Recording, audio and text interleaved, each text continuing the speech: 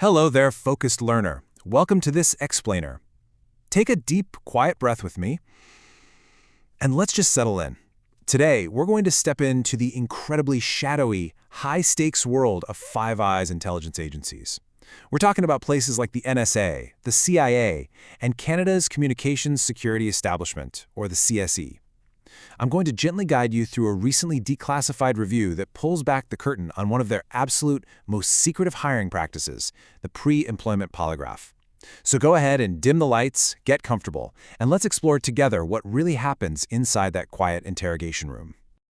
So, it makes you wonder, can a machine truly detect a lie? I mean, we've all seen that ultimate spy movie, Truth-Telling Machine, right?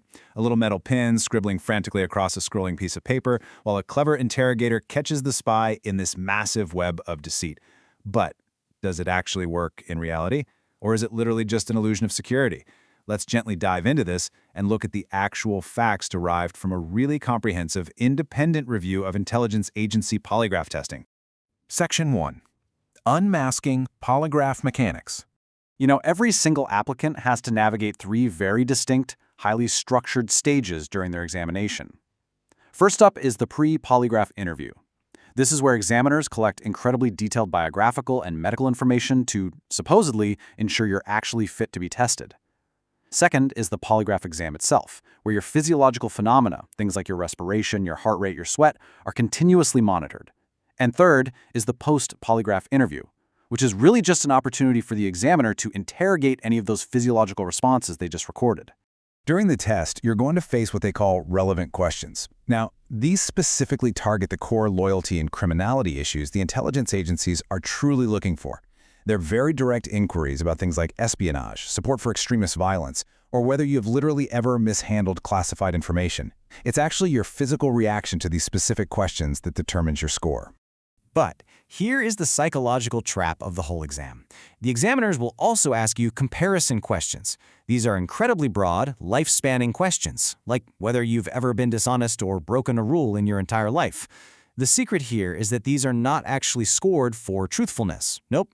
Instead, your minor personal infractions and your anxiety about them are used merely to establish a physiological baseline.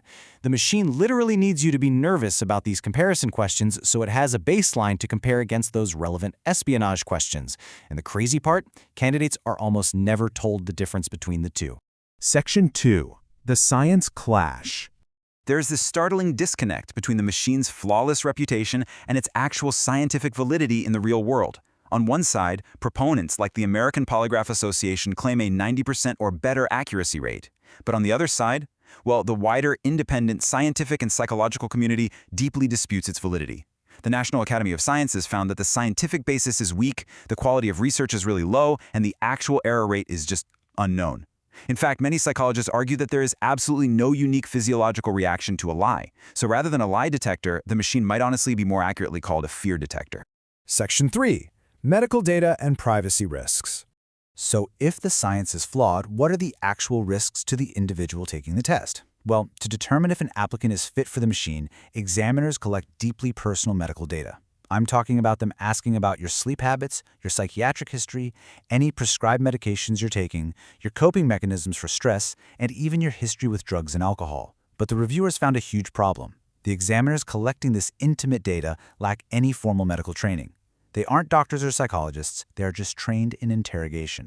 Listen very closely to this official finding from the review. Polygraph examiners applied an ad hoc approach as they collected and assessed medical information in the pre-polygraph interview. Think about what that actually means.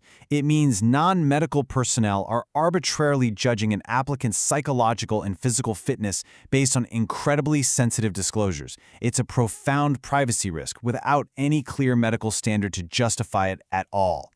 Section 4. Interrogation and emotional toll. So what exactly happens when the fear detector triggers? The independent review found that when the machine returns a result of deception indicated, the entire atmosphere of the room shifts instantly. The examiner's demeanor completely weaponizes those polygraph readings.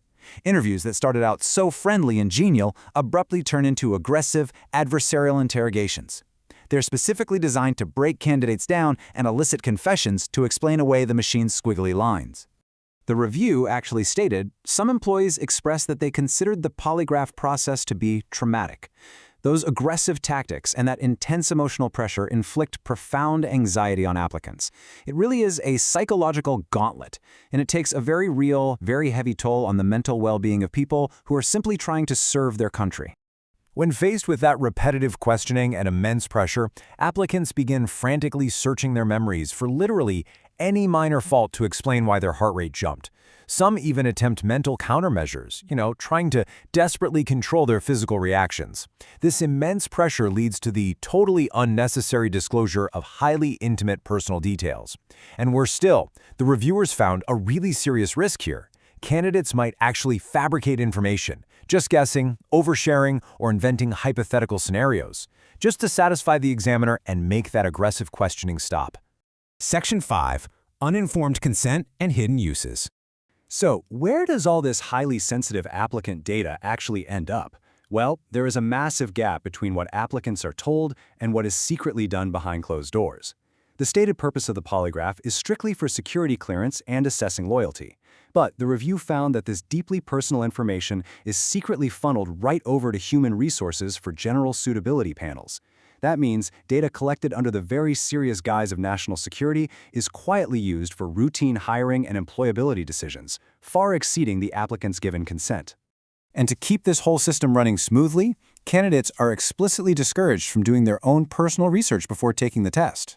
By hiding the machine's scientific flaws and deliberately overstating its accuracy, these agencies ensure that candidates remain compliant. But it also means you really can't fully comprehend the privacy risks, leaving your informed consent regarding exactly how this sensitive data is used and stored deeply, deeply compromised. Section 6. Navigating the security screening. If you find yourself on the path to one of these agencies, here are some really crucial tips so you can protect your personal boundaries. First, you absolutely have to manage your expectations. Just know going in that the machine's scientific validity is highly disputed. Second, truly understand the difference between the relevant security questions and those broad comparison questions that are just meant to trigger your baseline anxiety. Be prepared for incredibly invasive medical questions from non-medical staff. Recognize immediately when the examiner shifts to aggressive psychological pressure tactics so you can just stay grounded. And finally, know for sure that what you say might secretly impact your general HR hiring profile. I'm going to leave you with this final provocative thought. By subjecting applicants to scientifically dubious, highly invasive, and emotionally taxing interrogations, are we truly keeping our nation safe, or are we simply trading our privacy for the illusion of security? Take a moment to think deeply on that. If you found this explainer helpful, please like and subscribe.